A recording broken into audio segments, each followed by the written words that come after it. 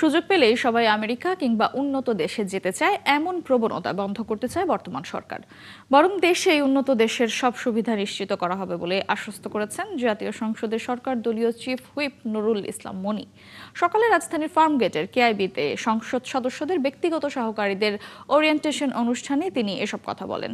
মাহিলা ইসলামের রিপোর্ট। একটা মানুষ বলতে কি বোঝে?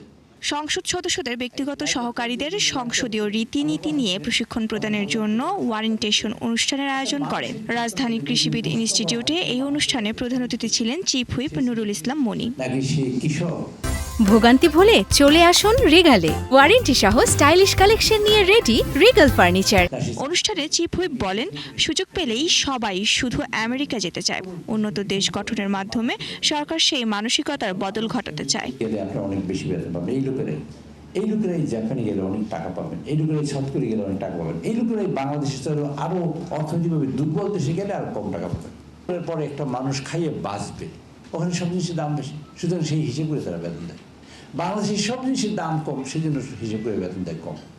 এবং আমরা পৃথিবীতে যখন মার্কেটিং করতে যাই তখন বলি যে বাংলাদেশে চিপ লেবার পাবেন, আপনারা সেখানে আসেন। তিনি বলেন, গণতন্ত্র চর্চায় এমপিদের পাশে থেকে ভূমিকা পালন করবে সহকারীরা। এমপি হিসেবে বিল্ড আপ করার দায়িত্ব আপনার। আপনি খারাপ পথ নিতে পারেন, ভালো পথ নিতে পারেন। আপনি কি এমপি হিসেবে অনেক লোকের সাথে কথা বললেন, আপনার দেশে বলেন স্যার এটা তো করা যায় না, অন্য স্যারে করবে না, স্যার এটা করা উচিত, অন্য স্যারে করে।